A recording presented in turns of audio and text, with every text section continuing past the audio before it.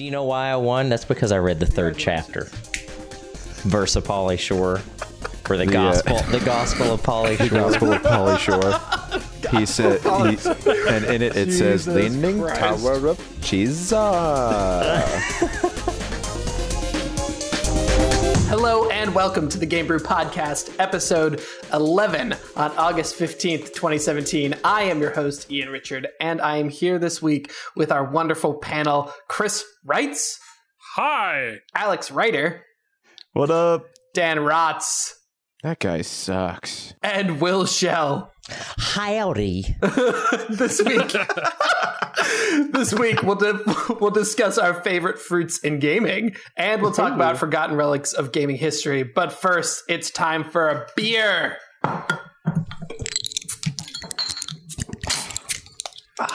Chris, what are we drinking this week?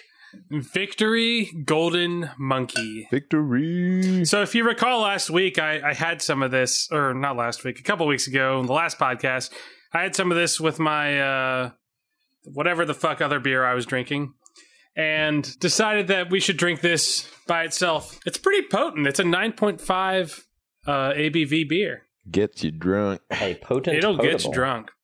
It's a Belgian-style triple. On their website, they describe it as boozy with a dry finish. That level of beer seems like a good thing to play before hopping on the DDR machine at the local arcade. That's actually what they recommend. Just to keep yourself calm under pressure. You know, you don't want to... Keep you loosey-goosey. Yeah, you don't want to be nervous when you're on that DDR. That's right. You don't want to... Do you guys? Yeah. What do you guys taste in it? I haven't tasted it yet. You can't multitask?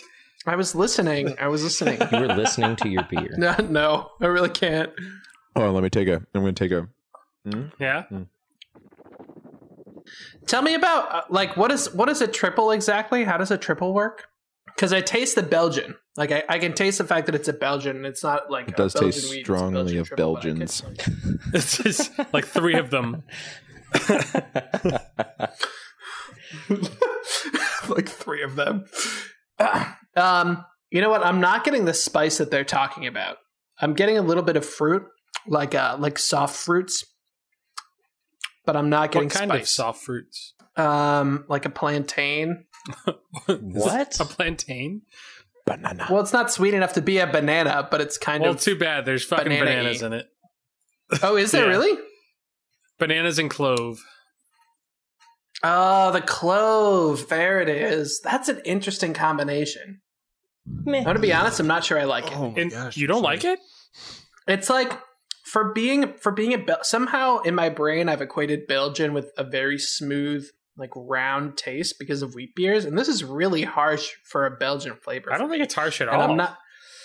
It's harsh for me. I don't. Maybe it's the alcohol content. A normal triple means that they use 3 times the malt in the brewing process, which, because of that extra sugar, could equate to a higher ABV.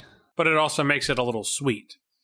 Just like you. And according to Wikipedia, which is a very extremely reliable, it's a good source.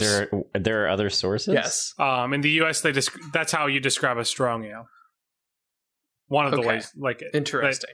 Yeah. Here's another question: how long does it take you to click from Belgian style triple to Jesus? I just need to know. Well, okay, so I'm at triple right now. Let me do this. All right, I'm in triple. Let's go to... I'm going to go 3 clicks. Let's go to 3 Belgium. Clicks, Dan, you want to get in on this? You want to get in on this action here, Dan? I'm going to go with 9 clicks. I'm going to go 5. Alex? 7.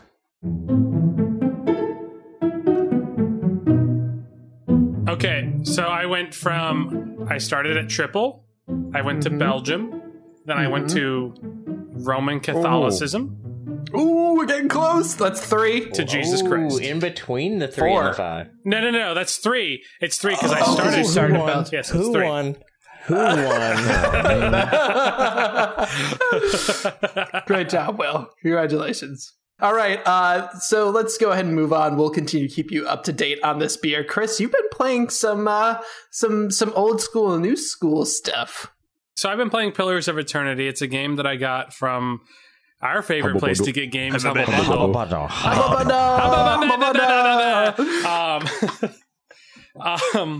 this game, it's made by Obsidian, who made Fallout New Vegas, was one of their big, like one of the games that they're known for, I think, is Fallout New Vegas. And in that game, they kind of were known for their storytelling, and you can really see that in this game, Pillars of Eternity.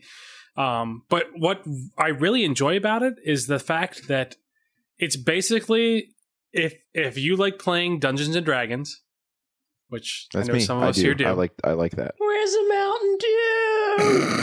But if you have no friends, like I know some of us here don't have friends, you can play this by yourself. It's okay, Dan. You can speak up again. You can play Pillars of Eternity and kind of get that feel, that Dungeons and Dragons feel, because they do a really great job of doing storytelling and really giving you a lot of branching options and kind of letting you go and do the things that you want to do and do it the way you want to do it. Just the same way you would do it in Dungeons and Dragons. So I really think it succeeds. So if you don't have friends, I really like it. You're suggesting that people play this game by themselves and not put themselves in a position to make any friends with which to play games with. Yeah, exactly. Okay, that's cool. exactly what I'm saying. Yeah, that's exactly. No, it sounds cool. I've heard really good things about this, but I haven't dived into it yet, and I really would like to. It's on my list. So you'd say it's worth picking up? I mean, did any of you play Baldur's Gate? I love Baldur's Gate. Of course you do, Dan. I played we talked about me. Not that Baldur's Gate, Dan. The No, isometric Baldur's I didn't Gate play that one. for PC. Yeah, From back in the day. no, from back in the day. Or what was the other one? Neverwinter Nights. Neverwinter Nights. Yeah. This is. I feel like this is more Dungeons and Dragons-y than Neverwinter Nights, but I could be wrong. It's been a long time since I played that. Actually, fun story. Obsidian actually developed Neverwinter Nights too. Did they? Neverwinter Nights 2 or Neverwinter Nights also? Neverwinter Nights 2. I don't believe they were involved in Neverwinter Nights the original, but someone can fact check me on that. Yeah. No, I mean, I think it's really well done, and it really scratches the itch. Since how many hours do you have in it so far? 20, and I'm only in the first act. Wow. There's 3 acts. I haven't really even gotten into the main city. And I've actually been playing it a lot with my Steam controller. Nice. That's cool. Yeah, and it's done Probably really well with it. Great use for that. One of the buttons I can do is pause it. So in combat, it's not like I'm not handicapped by trying to figure out where things are on my controller. I can just pause. Hold up. The revolutionary Steam controller has a pause button. No, that's never been done in a controller before. No, the pause button is in the game. It's not. The files are in the computer. No, so the pause button is a function of the combat in the game, but it's bound to one of the buttons on the controller.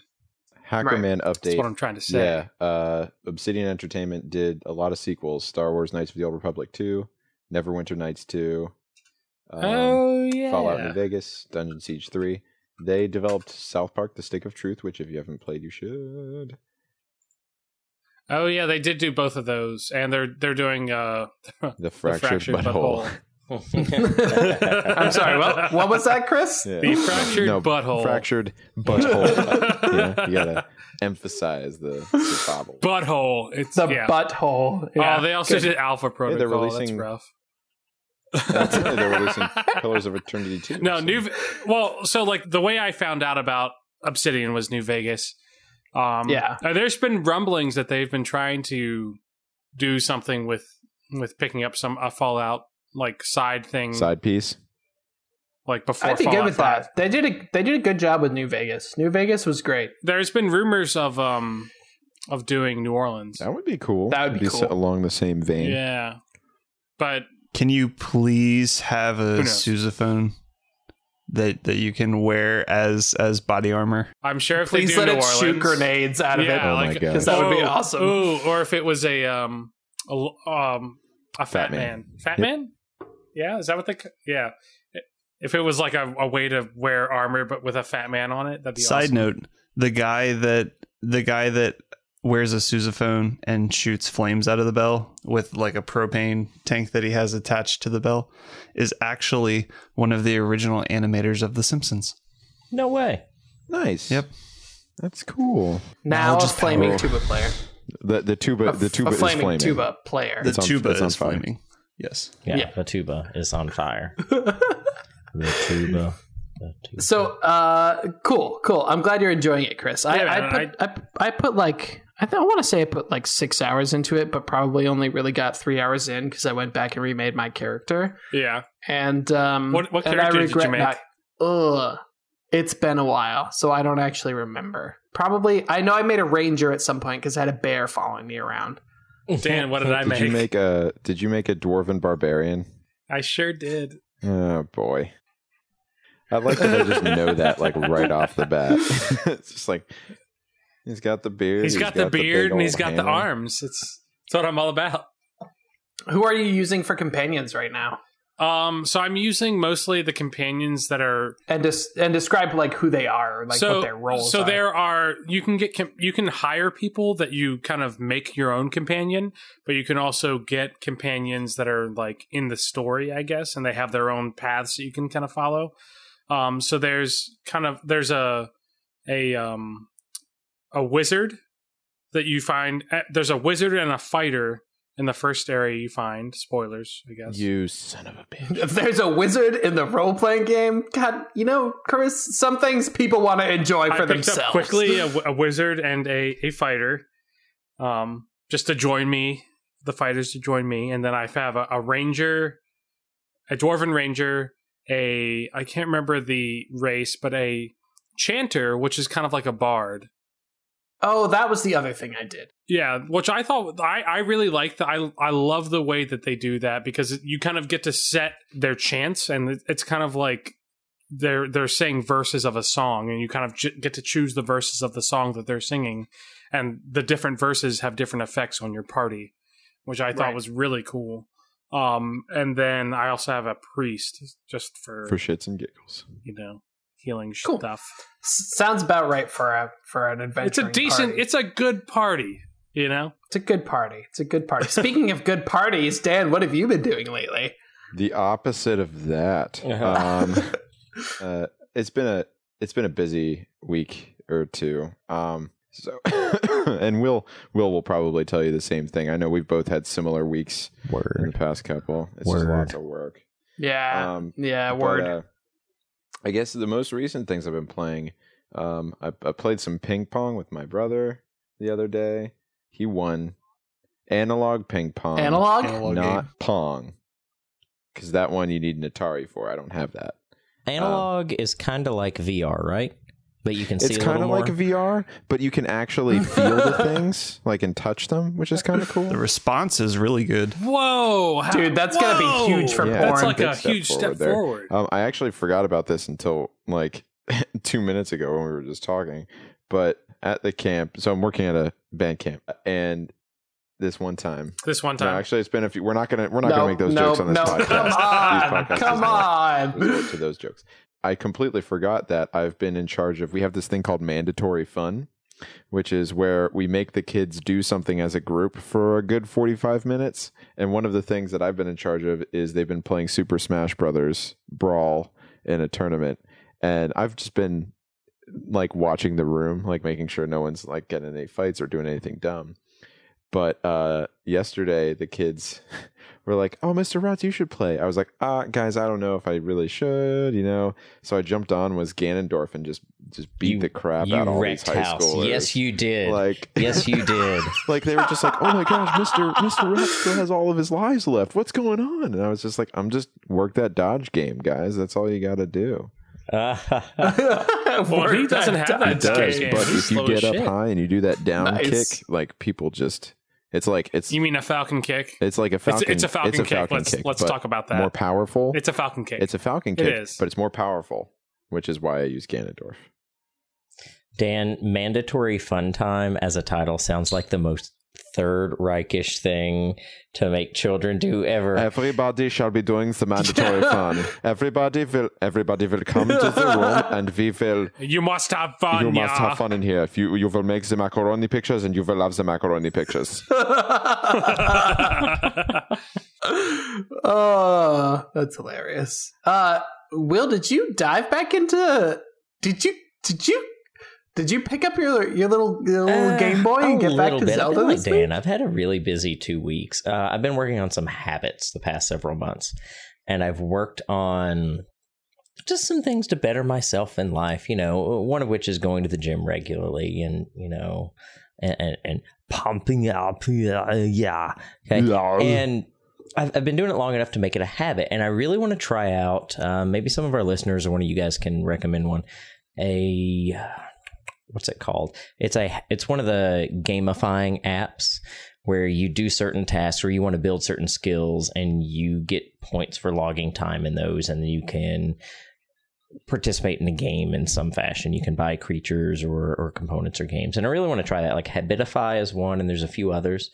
But no, I haven't sat down and played a lot of video games this week, and it's really actually disheartening and sad. And it's kind of making me feel like less of a human being. Like it's making me feel like I'm doing all these things to be a better human being, but I'm not doing something I enjoy. It's hard. It's tough. I do know there's a thing around that's by me that I have a few people I know doing called Orange Theory, which is like I think it's kind of like that. It's a gym that you go to called Orange Theory Fitness, and they like have this app that you use in tandem, and it shows you like how you're doing with your eating habits and stuff like that. So it's kind of similar. Do you have a Fitbit? No, just an Apple Watch.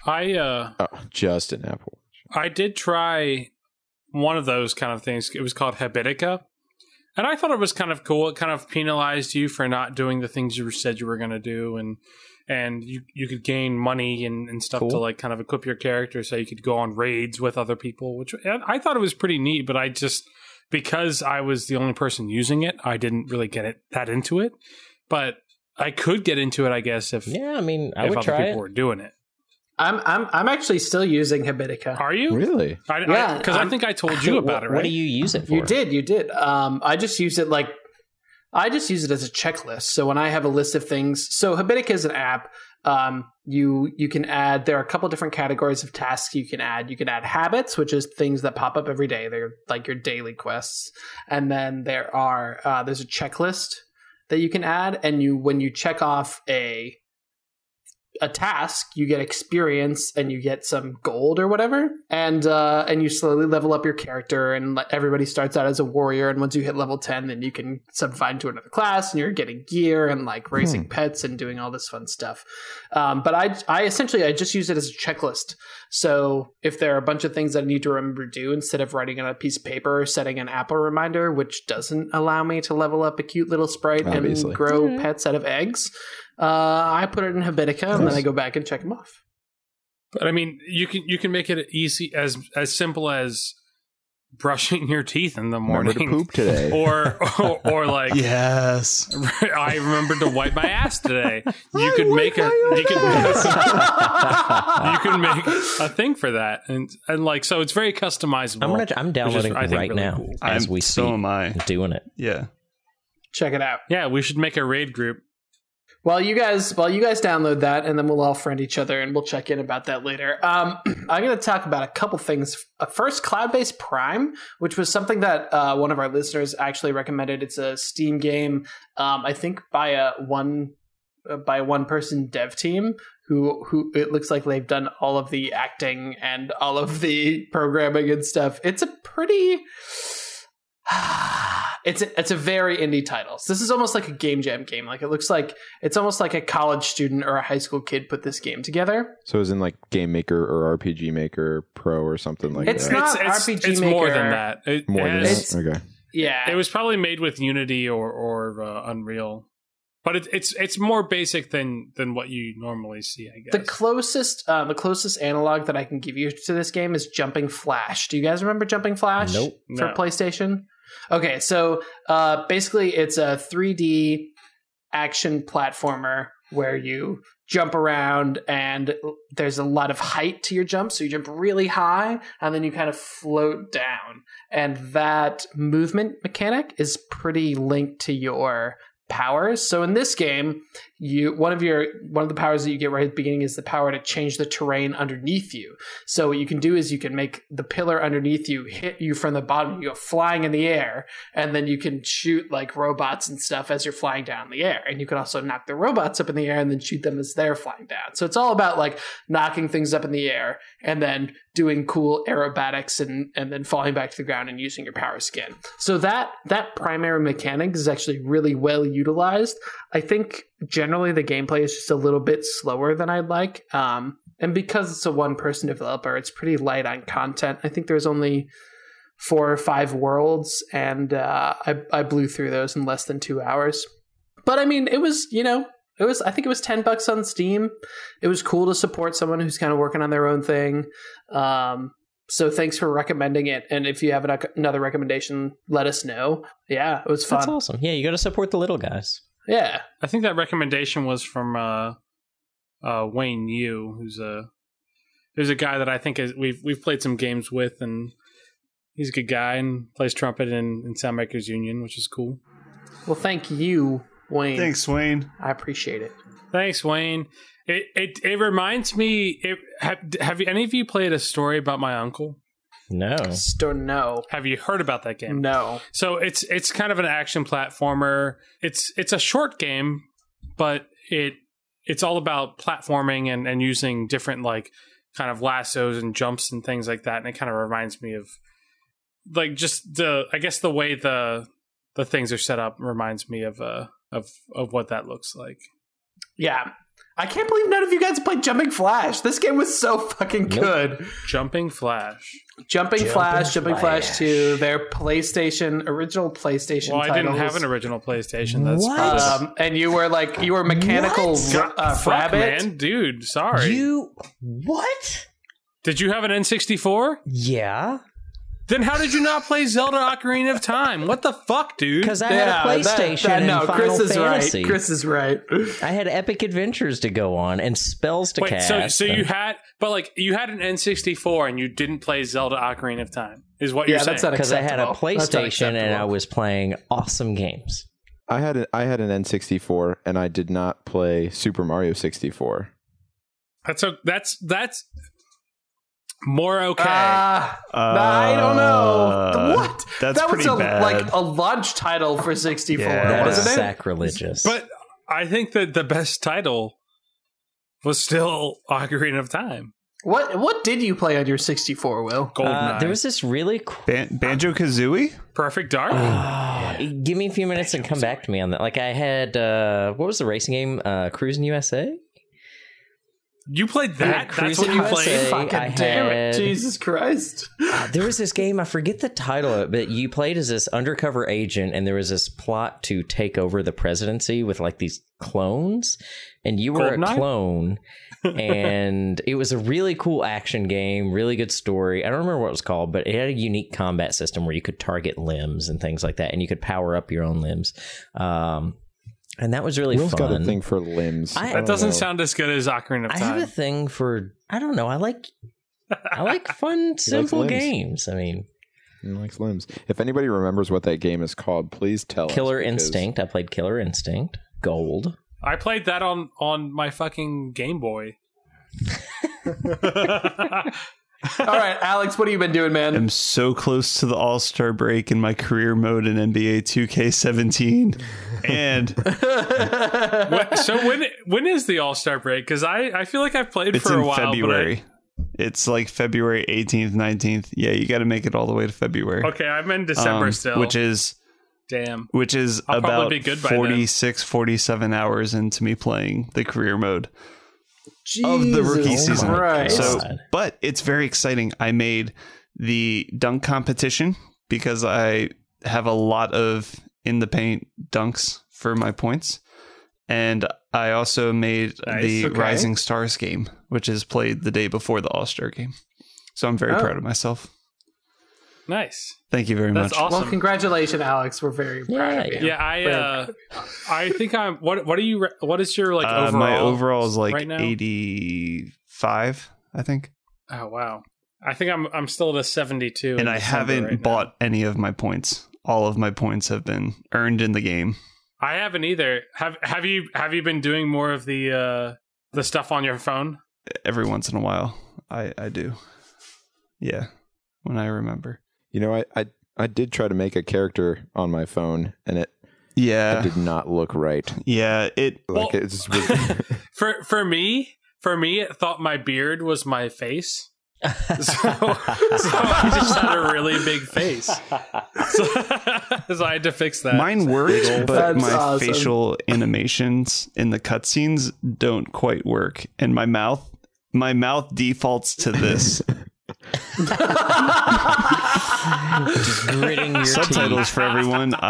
My mouth is extremely wide open with just my teeth showing. That's in real life too. That's actually how he looks. If you've never Yeah, seen it. yeah, it's like constant dental dam situation. Dental Dan. But it's weird. As Dental soon as the Dan. character starts talking, his mouth like goes back to normal. But it's just when he's not talking, he goes. He's happy to be there. Oh. All right, well, let's move on to our first topic today. We know how much you, the Game Brew listener, love it when we address topics that are sort of deep and they have a wider meaning than just what's maybe on the face of it. And that's why today we wanted to talk about the best fruits in gaming. Yeah. Serious shit right here. Which is literally the best fruits in gaming. This is a weird thing. Games are somehow intertwined with, or the fruit is magical in games for some reason. Has anyone else noticed this? Like, fruit has like crazy like healing power, like crazy like drug properties in games, and I don't understand like where did this come from? It's because the secret society of parents got together and said, "Hey, how do we get our kids to like eat healthier?" It's like, "Oh, let's put fruits in games." That's what I think, because you can't I'm okay name. with that. Are they also ghosts? You can't name a fruit that's not a power up in a game. I challenge you. Find a fruit in a game that's not a power up or doesn't do a good thing. You can't do it. It's not possible. It's a conspiracy. Witcher 3 good has behaviors. poisonous apples. True. Ooh. Yeah, but that's a poison Are apple. they That's not green like apples? But I don't see how that would matter. I mean, that you didn't specify that, so I mean, technically, I win. Or everybody knows Right. green is a bad color. I win.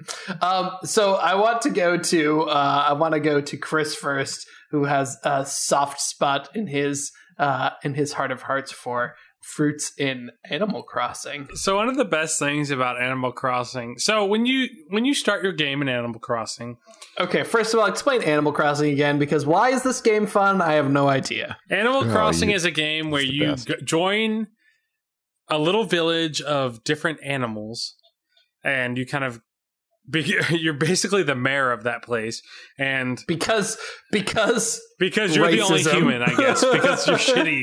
I don't know. You still owe raccoons money. I don't know. But I don't know. His But- prices are kind of high. it's true. But so you can you have basically a town fruit.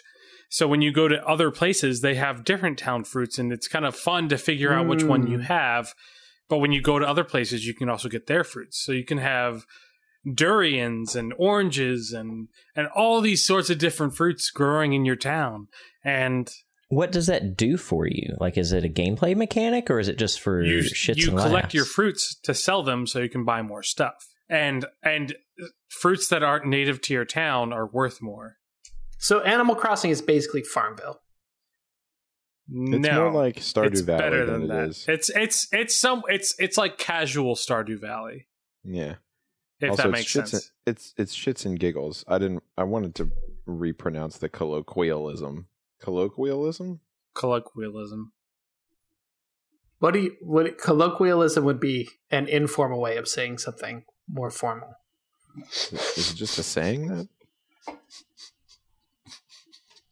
What are you trying to say here? I don't know what you're referring to, Dan. Okay, let's just go with shits and laughs. We're gonna then. go with shits and laughs. So I mean, Animal Crossing is a pretty casual game. It's not like your hardcore. It's not something that you're trying to min max. Like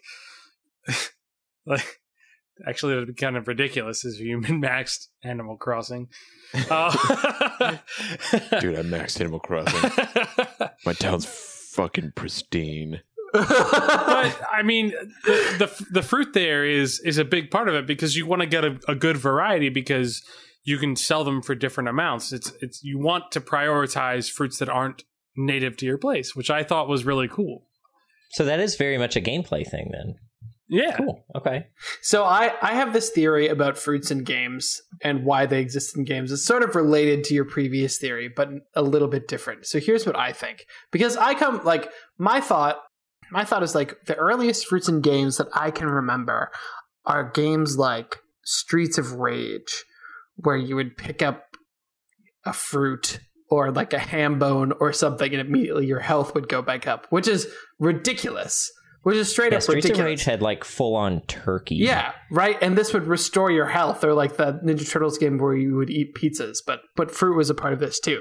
My thought was like, they could have easily have drawn like a med kit with a red heart on it, or like, you know, like a bandage or something, and have that be the thing that heals you, and it would have made way more sense. But I think what it was is that at the time, there was like a big thing against like pills and syringes because there was this huge like war on drugs going on.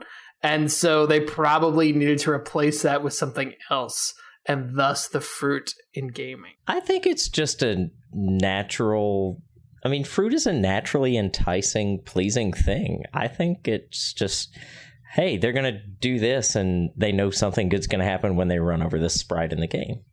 And then you figure out what it is when you run over the cherries, or what it is when you run over the apples or the bananas. Or you don't think there's anything to my war on drugs theory? I don't know. I think it just plays off a natural human tendency to gravitate towards pleasing things, and fruit is a pleasing thing to everything but 5-year-olds.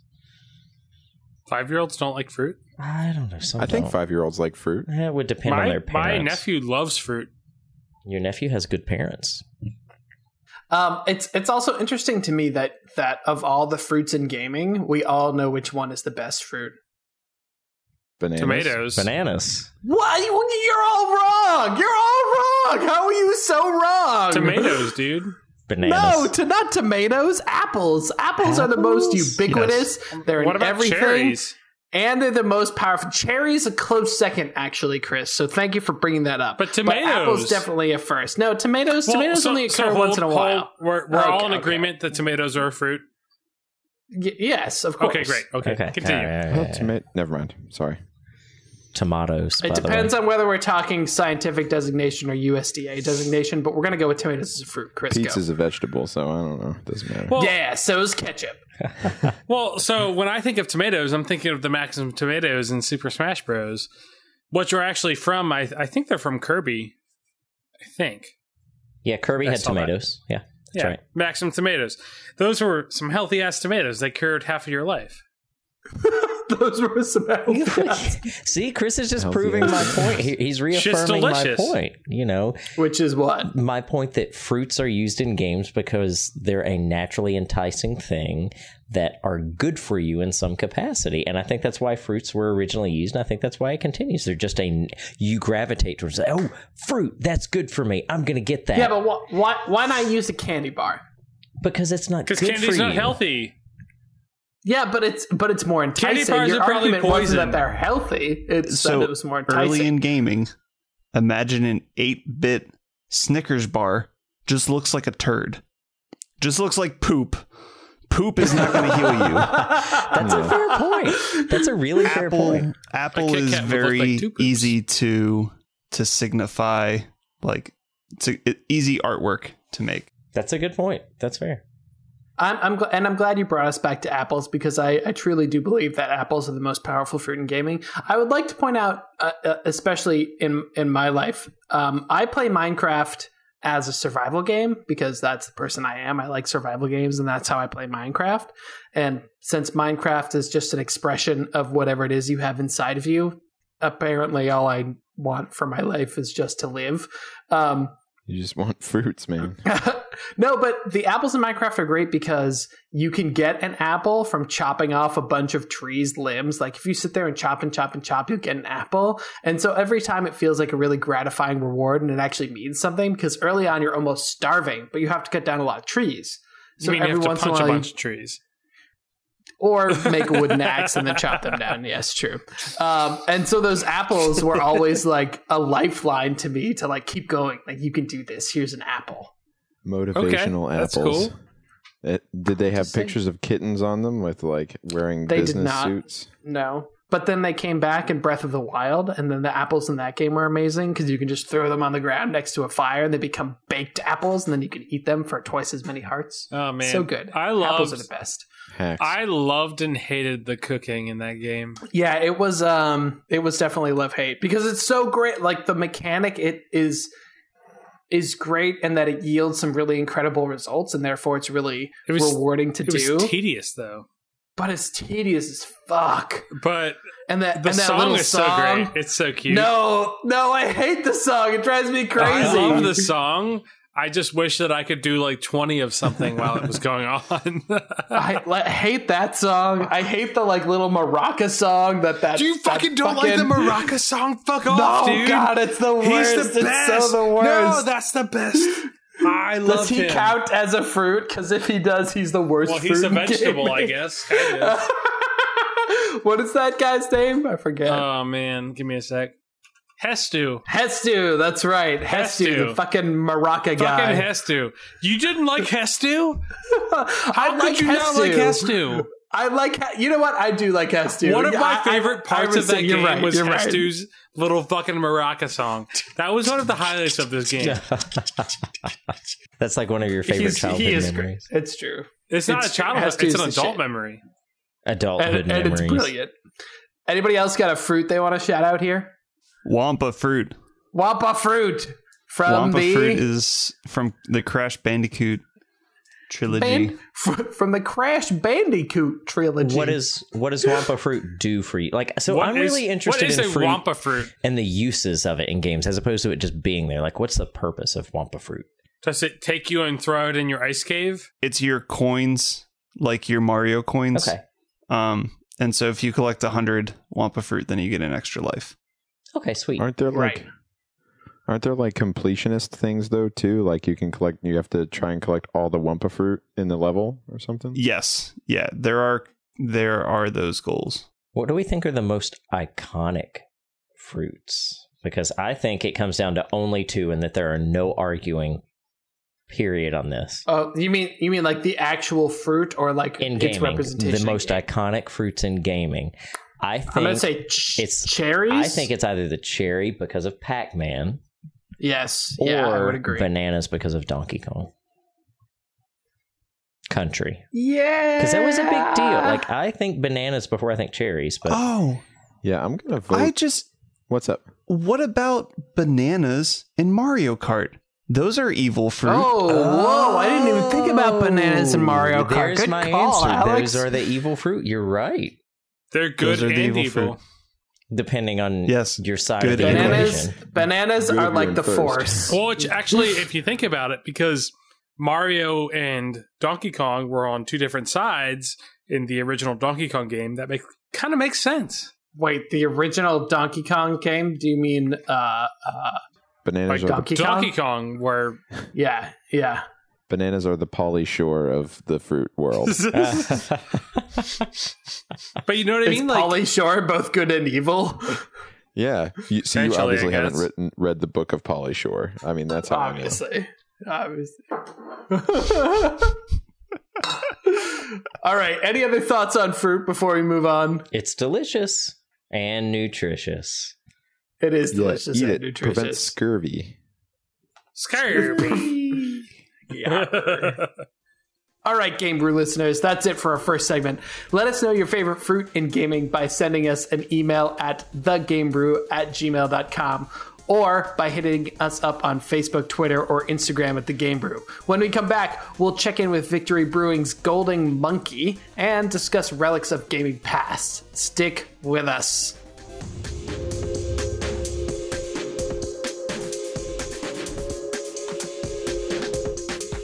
Hello and welcome back to the second half of the Game Brew podcast. I just want to take a second to shout out to all those people who left us a review on iTunes, who commented on our Facebook or our Instagram and say thank you. You guys are freaking awesome. And hearing from you really helps us out at the Game Brew. We want to know what you think of our show. We want to know what you like. We want to know what your ideas are. We want to hear from you. So if you have an idea for a segment, send us an email. If you have an idea on what your favorite gaming fruit is, send us an email. If you just want to hear us talk about who would win in a bare knuckle death fight to the death, and a bare knuckle fight to the death, send us an email and we'll talk about it. Personally, I think Will would take it, but that's just me. We can talk about this later. But send us an email. Talk to us. We want to hear from you. And thanks again to those people who already have. All right. So let's check in with the beer. How's it sitting on the tongue, gents? It's moist. I got to say, I'm feeling the 9.5 ABV for sure. Me too. In a good way or a bad way? Especially I haven't really eaten anything today, so in a I'm drunk on Tuesday night kind of way. I have moved on to because I have to get up early in the morning at 5 a.m. I have moved on to my Fiji natural A word I can't pronounce water. A word? Is the A word asshole because you stopped drinking beer? This is my Fiji natural asshole water. I didn't know aquifer was a bad word. Natural asshole water sounds terrible. I have to get up early, so you know. We have to get up early. You know, as with most beers, the more I drink it, the more I like it. But I it's not my thing. It's not my thing. Sorry, Victory Brewing. I'm sure you're great. Although, side note, I picked a bad beer. Why do you not like it, Ian? No, what is it that you don't like? You know what it is? It's that it's Is it bananas? It might be a little bananas because I don't actually B-A-N-A-N-E-S? because I don't actually like bananas. Speaking of fruit and gaming, how do you not like bananas? It's just I just don't like bananas. So what myself did and the bananas do state to of you? Pennsylvania disagree with you because Golden Monkey is delicious. And what did bananas do to you when you were younger? I feel like I probably shouldn't discuss that topic on the air. Oh, that's between Ian and his psychiatrist. All right, so sorry, go down. Sorry, I was going to move on, but if you have something great to say, I didn't mean to in between you there, but I did want to say like this is Victory is a brewery in Downingtown, Pennsylvania, which is relatively close to where I am. So I've been there a whole bunch, and they have a whole bunch of different beers. Golden Monkey's really good. Not my favorite. Dirt Wolf is my favorite. If you get a chance to have Dirt Wolf. I feel like Golden Monkey is one of their biggest exports. I think. Yeah, it's pretty much that's one of their most popular, like all over the place. Dirt Wolf, I think they released like 3 years ago, and that one has been a pretty popular one around the area. It's also another pretty heavy beer. But I definitely recommend Victory Brews to you if you live in Pennsylvania. You already know about them. If you don't, get it. It's good stuff. Good brewery. Good shit. All right, let's go ahead and move on to segment 2, where we are going to talk about forgotten relics of gaming. So there are things in gaming that we used to once do that we no longer do, or artifacts of gaming that once were common, but now lie dusty at the bottom of cardboard boxes in our parents' attics. And that's what we wanted to talk about today, the relics of gaming past. And I want to go to Chris first, because Chris has some really cool stuff to talk about. So some of the things that I kind of remember growing up and playing games was, I remember like getting a Game Shark for my N64. Yeah. Whoa, Game Shark! And I remember that opened up so many doors for so many games.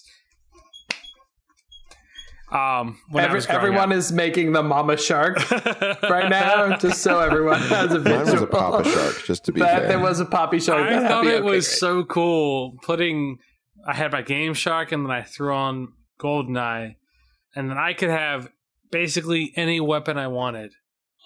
I thought that was so cool. Because this wasn't a thing up until this point, right? Like you had to go out and buy a Game Shark to do this because there wasn't really there certainly wasn't a modding scene, and there weren't any other way to change that on a console, especially. I don't think so. I mean, there were certain things that you could kind of earn, I think, with unlocks as far as finishing it on a certain difficulty, but if you wanted to have like 2 rocket launchers on every campaign level, you couldn't just do that. You had to have the Game Shark. Right. Yeah. And I think back like original Nintendo, there was also Game Shark for that, if I'm recalling correctly. And that actually like gave you cheats for games that maybe didn't even have cheats. Is that right? Yeah, some games had inherent cheat codes just as part of the system, like ABAC, ABB, and up, down, left, Or, right, whatever. Yeah, the classic. But the Game Shark, I don't really understand the mechanics or the programming of how, but it got around that and added things that weren't possible with just the cartridge itself. Right. It's pretty interesting that evolved as kind of an impromptu modding to games that otherwise wouldn't have been modded. Yeah, and I think there were a couple different things. Like I think there was one called Game Genie or something like that. Yeah, Game Genie. Yep. I had that on my my Game Boy. Game OG. Genie was before Game Shark. Yeah. Mm-hmm. Yes. Yeah, that's cool. And it also kind of reminded me of do you remember ever writing down like cheat codes on a piece of paper? Like you would look them up on your computer and write them down and go over to your console and What, up, down, left, right, BA, start, something like that? Blood Code, Mortal Kombat, what I was think it? the one Yeah, the one I most remember is doing it with San Andreas. Grand Theft Auto? Did you guys? Yeah, Grand Theft Auto San Andreas. What was the code? Yeah, which one was it? Well, shit, I can't fucking remember that. Well, was it to like get a tank? Was it to get The interesting thing about this is that a lot of companies now, or a lot of games now, would really frown on you cheating in that way. So I think about a game like Horizon Zero Dawn or any of the Far Cry titles, where like back in the day you could just plug in a Game Genie and cheat through those. But if you tried to mess with the software on these kind of games nowadays, developers would freak out because you wouldn't be playing by their rules, and that's a big deal. But like in San Andreas, they put those in there to be cheats. It's like the in StarCraft there were cheats in there already, like power overwhelming and stuff like that. They were embedded in there because the programmers wanted that ability. I think it has to do with the difficulty of gaming then versus now. Games were not necessarily more difficult, but they were more difficult to complete because of a lack of save systems in some instances, like the original Mario. And you needed that in some cases to just make it through the damn game. It took me until I was like 29 years old to beat OG Mario on NES because I just couldn't do it without cheating. Nowadays, games are set up in such a way where you can fail the same section 93 times, but there's a save system or there's something in place to, not backtrack you all the way to the beginning of the game. You don't need a Game Genie or a Game Shark anymore. It's just not a thing that you have to experience the game. So do you think that Game Genie and Game Shark actually arose because it was filling a void that people felt they needed, where games were too hard, and therefore they had to lean on Game Shark and Game Genie to make those experiences more enjoyable? Yeah, I mean, how many people could beat the original Mario even today? It's hard as shit. Or like Battletoads. There was some hard... forget it. There were some hard no one games, beats Battletoads. Man. I mean, exactly. I think in a way, yeah. I mean, I think it was a way to enjoy the game, the storyline, without having to be the best player in the world to do it. And I feel like that's the same thing with cheat codes in StarCraft. I mean, I remember using a lot of those when I was younger. And like I memorized them, like Food for Thought, Black Sheep Wall, Medieval Man, Power Overwhelming. Like I remember using those. Like I remember starting games and entering those in very quickly. What and why? Because StarCraft was too hard? Because I remember StarCraft being pretty manageable. Not that StarCraft... I mean, I remember playing StarCraft when I was like 8 or 9. And like not completely being able to do it because I didn't completely understand it. I mean, obviously now I do, right. but for me to enjoy it, like, or it was a way that I could enjoy it, I guess. Okay. Outside of your standard playthrough. Yeah. I just remember using the only cheat code I remember using frequently was the continuously give me money cheat code in The Sims, so I could just build all the bathrooms to trap all my people in, so they eventually sleep themselves. Or like what was it in Age of Empires 2 that you get the Lamborghini, or you get the car, with the bullets. You drive the car around. I forget what that one was. That's good. So for me, using cheat codes, I use them a lot in Crash Bandicoot, and I also use them in Tony Hawk Pro Skater. I used them in Tony Hawk Pro Skater just because, like, you could give your skater like this enormous head, and it was just funny DK to mode. skate with like this DK this mode. massive head. Yeah, giant head mode was the thing for a while in like the early 2000s and late 1990s. I don't know why. NFL Blitz. The start screen to that, when you just mash buttons as quickly as possible and it just gives you these random cheat codes. Big head mode was one of those that was great. That was like NHL hits. You had those random things like that. Yeah. But in Crash, I distinctly remember playing Crash on PlayStation, and one of my memory cards, when I was like 75% done the game, just died. My memory card just completely crapped out on me, and I lost my entire game. And so I used cheat codes to get to that point again, and then I finished the game. I've done that before. Just to make up for lost progress, Memory cards. Yeah, remember memory cards, Alex? What were like... Yeah. Remember memory cards? Memory card. I remember having a collection of like 8 of them, and then having to remember like, what game do I have on this? And like, if you didn't have the memory card plugged in before you started the game, sometimes it didn't read it. And so you had to like turn off your PlayStation and plug it back in. And it was a whole process. I think that's something that, at least for me, kids today, damn kids today. Seriously, this is the get off my lawn warning for what Will's about to say. Kids today, or young people today, who didn't grow up with what we grew up with and kind of the evolution of gaming from the beginning, don't understand how to pace games, because my forgotten relic is actually planning out your time for your gaming and having to get to those save points.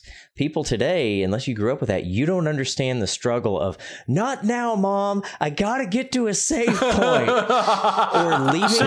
or leaving the game paused for like a week straight so that you can get to the weekend and hoping to God the power doesn't go out so that you can get to the system next doesn't stage. crash. You used to have to plan this out logically, and you don't have to do that anymore. It was like it was a chore. So that was one of my things that, like, hold on, Mom, I can't come to dinner yet. I gotta get through this thing. And in a way, there's kind of been a renaissance for that recently, I feel like. Yeah. A renaissance of moms being upset at their children for not coming to dinner? Yes, exactly that, Dan. Exactly that. It's the golden era. Oh, sorry, moms. No, if only they were serving fruit for dinner. Oh man. But just like the way that Dark Souls is kind of like the whole Dark Souls thing is developed, is that's kind of been getting into that genre as far as making people wait for a save point. Yes. Making people play until they're actually in a safe spot, and then they can walk away. Like, you may not walk away from this game right now. I'm sorry, but you can't leave. Yeah. Yes. Yeah, there was immense pressure on that. Like, my God, the first time I played Final Fantasy VII, and oh my God, it's like, where's the next question mark, man? I gotta get to it. And in some cases, you were waiting around quite a while to get to that next question mark if you were in the middle of a dungeon or something. I never finished Final Fantasy VII because I like messed up my saves, so I was like way too far ahead, and I couldn't keep going. Dude. I ruined it for myself. You know you can get it on your phone now, right? No, I have it on my computer. Actually, I'm playing it again from the beginning. Oh, good man. I do. Can I talk a little bit about another old guy? Gaming thing? Go gaming relic. Go. No. Okay. No. Bye. See you guys. Get off my console. Just Dan. Just bring the cat back, Dan. We want more of the cat. Have you been to arcades recently? Like, do you guys go to arcades at all? No. They're making a resurgence, though. Yeah, they don't use coins anymore, though. So, like, you get like a card. You get like a card, but that's like one of my one of the things that you do whenever you're in an arcade, like arcade etiquette, is like, oh, I want next on this machine. So you take a quarter or like a coin or whatever, and you put it on the machine. You say, oh, this is my quarter. I got next on the next one. They don't have that now. Yep. I waited like an hour to play Mario Kart with my friends because like 6-year-olds kept going, and I'm okay. 6-year-olds, go ahead, play Mario Kart. It's fine. I was drinking. It's okay. But like, it's just like, man, I really wanted to play Mario Kart, and I had to wait an hour because there's no like way for me. I can't just leave my card on the machine because someone's going to walk away with it. Whereas with a quarter or a coin, it's not as big a deal because it's just a quarter or a coin. You're right. The social etiquette of public gaming, arcade gaming, is totally different today than it used to be. That's interesting. It is. There's not that rule set and that behavior set, social contract. I feel like the people that know that like that's the way you do it. Mm-hmm. And if you don't know, then now you know. Yes. That's a quote from Hamilton the musical, everybody. Actually, that's a quote Please enjoy that. That's a quote from Biggie. And we're not going to finish the rest of that because quote. knowledge is power. Which is from G.I. Joe. And now everyone feels alienated. No, knowledge is power is different. Is it? G.I. Joe is knowing is half the battle. And if now only you know, I'd have known that and before. Knowing is half the battle. Thanks, Dan. Joe. Something that I was really impressed with in the early days of games, and that's kind of a relic you don't really see anymore, was the Nintendo Zapper, like the light gun. Do you guys remember this thing? Yeah. I'm aware of it, yes. Yeah. Like the Duck Hunt? Yeah, Duck Hunt gun, right? So this was a launch title with the original Nintendo system, which is like fucking ridiculous that they managed to puzzle out a way to have a gun interact in real time with images on a screen. Do you guys know how this thing works? Because I had to look it up, and it's awesome. I've always wanted to know, actually. How does this work? It's very complicated, but it works very well. It's actually not complicated at all. So it's just all that the parts of the light gun is essentially it's a light reader. That's all it does. Like it senses how much light is coming from the system at a certain time. So when you pull the trigger, it does two things. It turns the light sensor on, and it tells the game to flash one single frame where the only white thing on the screen is the target. So in Duck Hunt, the targets were ducks, and they would turn white. And it would sense if you had shot at the duck, which was white, versus the rest of the screen, which could turn completely black for one frame. Isn't that incredible? That's amazing. That's crazy. That's fucking brilliant. That they came up with that. I just remember thinking when I was a kid, like, what kind of voodoo magic are they using to sense whether or not, like, how do they know where I'm pointing this thing?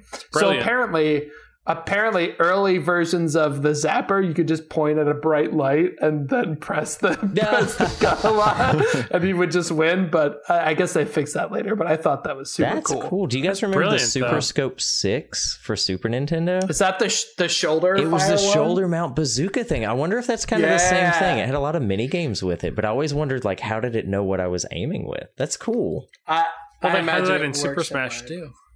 Oh, yeah? Did they? They did. Mm-hmm. Yeah, it was one of the weapons that you could fire. It fired like the big ball of energy. Oh. Yeah, you could charge it up or Yeah. All right, cool. So one of the other things that's a relic of gaming that you don't really see a lot more, that's actually also making a resurgence, is multiple players playing on the same screen. That is, when I look at my portion of the screen, I can also see your portion of the screen. And this, when we were young and dumb, led to some hijinks, I can assure you. Yeah, and some broken bones, some stitches. And a lot of name calling. Yes. And a lot of name calling, And yes. mom and dad taking my PlayStation away. He can't play Wait, what game was it nice. for you, Alex? That was NFL Blitz. But that different reason though. Different reasons. Okay. What was the reason? I mean, I threw the controller at Brian's face. Oh, Brian. Oh, is So that why that's why like he that? looks the way he does. Sorry, Brian. I love you, Brian. No, but You have a beautiful face. even in college, I mean, what, that was like 7 years ago, 8 years ago That was now. 10 years ago. We did a lot of in apartment, in dorm Couch room Couch co-op, yeah. Coach Co-op. A lot of Coach lot of Co-op. Gears of War. Oh, that Gears was of such War. a good co-op. Yep, that was great. I remember with the original Halo playing deathmatch with 3 other people and myself, so 4 players split screen. Slayer. Overkill. Right on the screen, and if you just snipe someone across the map with no response, like you were guaranteed a beatdown at that point. Like there was no getting away from that because you looked at their screen, and that is clearly bad etiquette. That is bad etiquette. Screen licking is bad etiquette. Being an ass. Well, and it's funny that that's kind of had a resurgence as well, is because of streamers. Oh, Yeah, good point. that happens. Those So with Player Unknown's Battlegrounds, there's been kind of a resurgence with that, as far as there's been screen looking, as far as people watching streams and trying to figure out where they are. If the streamers are smart, they set their stream delay to 60 seconds, 90 seconds, something like that, and that's kind of on them to be responsible with. Sure, but they're still aware of where they are. Well, generalization. or the stream honkers. What are stream honkers? What is this? So they for some reason they decided that horns in Player Unknown Battlegrounds would be a good idea. So now people are just like tooling around the map in cars honking. And they go find a streamer and just honk constantly at them until they get shot or until other people find That's them. hilarious. It's kind of hilarious, to be honest. But it's kind of like the new generation screen looking. Yeah, for sure. True. It's definitely trolling in the same way, perhaps on a greater scale. There is a pretty recent game that was released that's called Screen Cheat, which is the gameplay mechanic is based around there's 4 of you on a screen and you can't see yourself, but you can see. Oh, I saw this. Yes. Yeah. So, or you can see yourself, but you can't see anybody else. And the only way to see where they is to screen cheat. So the whole object of the game is to screen cheat, which is kind of cool. Well, that's fucking brilliant. That sounds fun. That's fucking is brilliant. this PC? What is this? It's of course PC. It's Okay. PC. I believe it's PC, yeah. That sounds cool. We should do that. I mean, yes, it's on PC. Couch co-op is coming back. Overcooked. What is it? Tower Ascension is big now. Lovers in a Dangerous Space Time. There was a big game that was on E3 that was strictly couch co-op or co-op. It's the one like you escape from prison or whatever. Everyone's got a phone and everyone controls the narrative in some that's way. one. Is that what you're talking about? That's different. That's a different one. It is called A Way Out.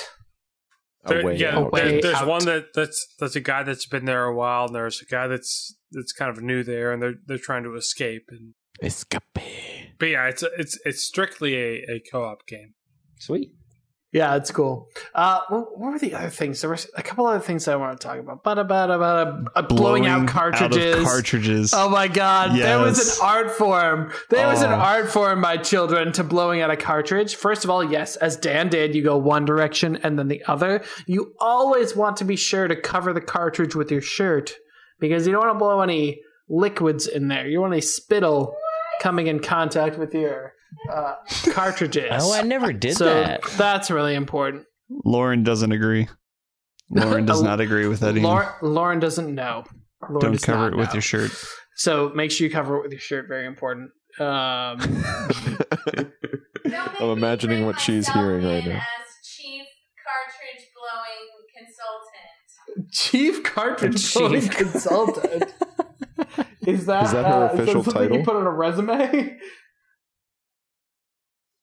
Yes. Oh man, relics of gaming. Anybody got anything else they want to shout out real quick? Controller throwing. You can't throw. I guess you can still throw. Controllers. Do you guys remember the last time you played with a controller that actually had a fucking wire on it? Yes, I have Today one. I did, yeah. Most of my controllers have wires. Look at this. Really? Okay, all right. But for a console, like, controllers haven't had wires for years. I kind of miss It's been a while. Definitely. Most of the controllers that I use have wires, but they're charging cables. Yeah. But like now we have consoles that don't even have wires. Like my Switch does not have any cabling attached to it whatsoever. I kind of, as a technology person, it makes a lot of sense to have wires over the wireless stuff because wires are always more reliable. Yeah. And faster. And faster. And I always feel kind of like my Xbox controllers right now, like usually one doesn't work most of the time and the other one works some of the time because and it's just because the wireless won't connect. I'm like, oh, if these were wired, this wouldn't be a problem at all. They would just work, but they're not. They're wireless. So F me, right? Yeah, F you. But now, Dan, you can throw your controllers in a direction that is not directly at the TV or the console because they're not wired to it. Well, but I still throw them at the TV or console because it makes that really nice, like, sparking sound and noise whenever you hit the TV. So you don't want to go in and just buy a new controller. You want to go in and just, well, since I'm here, I need a curved 4K. I need surround sound. Oh my God, controllers! God, controllers have come so far, guys. We haven't talked about rumble packs. I was so excited to write that down. Rumble packs. That was like the 64, right? The 64 was the first time we had rumble packs, wasn't it? Yeah, so huge. Me, my brother, and my neighbors, we used to fight to get the rumble pack to play. Fight. If there were 4 controllers and my neighbor had 1 rumble pack. That was a huge deal. You fought for that. So you wee children out there, there used to be controllers didn't have rumble built in. You had to buy an aftermarket attachment that plugged into your controller that made it rumble. And this was after no one had even thought of the idea of rumble packs. So like you plugged it, it was an aftermarket thing that you bought and then plugged it in your controller to actually have rumble capability. Huge, absolutely huge. I don't know if it was was it aftermarket or was it by Nintendo? I mean, it was Nintendo, but you had to buy it after the controller. There weren't integrated controllers at first. Yeah. That was really and that was a huge deal. It was like the first time the game was entering the physical realm, and the game interacting with you. I don't remember anything before that except for the mild attempts at VR in the 80s and early 90s. And it was a huge deal. It was really exciting. Yeah. You could do a barrel roll and you could feel the barrel roll. I can feel the barrel roll. You could double tap Z. Very cool. Well, listeners out there, if you have a favorite relic of gaming that we didn't talk about, let us know. Send us an email at thegamebrew@gmail.com and let us know what relics of gaming you missed that we didn't talk about. Speaking of emails, last week, our esteemed colleague Dan had the bright idea to solicit Oprah quotes in return for game keys. And it turns out we had our first couple of emails to the Game Brew, which is super exciting. Woo. So exciting. So exciting. Yay. We actually had see how much we love your feedback. We get the best emails. Nobody gets better emails than the Game Brew. Believe we'll me. See. I mean, I'm gonna read them first. Believe me. So Dan, do you want to read us these Oprah quotes or these emails from these fine individuals? I would love to. Definitely big thanks to people who sent us out them. I solicited them and yes, sent them right out to us. Excuse me. Beer o'clock. All right, here we go. So the first one is from Jeremy West. Hi, Jeremy. Thanks for sending us a quote there. Hey, Jeremy. This one is, hi, Jeremy. But the quote that he sent us from Oprah was, "I love bread." So, can I tell a small story about this? I think we can all identify with this. Please do. I wake up a lot in the middle of the night. I just don't sleep well. And I woke up at like 1:30 in the morning. I was like, I can't go back to sleep. Let me check my phone. And I noticed that the Game Brew, it's like, oh, we got an email. And I sang a little Blue's Clues jingle and I, slid to the left or right to open up my email. Got an email. It's a Game Brew email. And it's Jeremy West, and all it said was, I love bread. So at 1:30 in the morning, I just fucking horse laughed. And I was awake for like 2 hours after that because I thought it was so hysterical. It woke me up to the point I could not go back to bed. It was so funny. Brilliant. Congrats, Jeremy West. I hope you enjoyed your game key. What did we send him, Dan? We haven't sent him anything yet, but we're going to. No, but we're going to send. I wanted to read it out first. Let him know that he's getting some stuff. We're going to send it. Hopefully today or tomorrow, and then we'll get everything to him. Very cool. The other one is from Stephen Robbins. Stephen, hi Stephen. Thank you for sending us an email there. I don't recall this Oprah quote being. I don't know my Oprah quotes very well, but maybe we can run over through the Oprah quote checker. Yeah, but it says, Chris, I challenge you to a game of basketball. 1v1 me, bro. Oprah. Would Oprah use the phrase 1v1 me, bro? I'm searching this right now. It makes me think that he just wants to 1v1 me in NBA 2K. We can make that happen. I mean, we can make that happen. The internets do not seem to think that Oprah said 1v1 me, bro. But you know what? Someone go to Wikipedia and type it right now. We're going to send him a game key anyway, because thank you for sending us an email. Doesn't matter. Hey, thanks, Steve. It's really nice to hear from you. And as you heard, we do read the emails. We'll get some at 1:30 in the morning, and we'll stay up for 2 hours. You are feeding William's insomnia. You are. He gets excited. Sending us Send me emails. more funny shit. That was hilarious. So yeah, I love reading emails. We love reading feedback. We love reading reviews, reading in general, on our iTunes. Really. Yeah. So definitely keep sending them in. And you might get some free stuff, might get some shout outs on the podcast, might get our unending love. You never know. Some of us are single, so that's right. So if you have any dating profiles that you'd like to send to our single members, please send them to thegamebrew@gmail.com or send them to us on Facebook or on Instagram or on Twitter @thegamebrew.com, and we'll hit you up with some free game keys. That's it for the second half of our show this week. Actually, that's it for the whole show this week. Thank you so much for joining us, and we hope to see you again next week. Peace. Deuce. bye.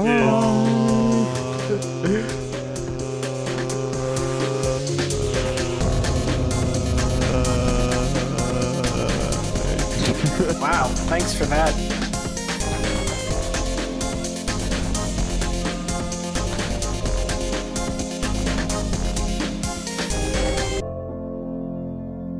We're going to cut this out right here. Cut this shit out. Cut it out. Cut the shit out right here. Cut the it shit. Cut it out. Cut it out. Chop, chop, chop, chop, chop. Chopping. Chopping broccoli. Where's Samson? He keeps running away.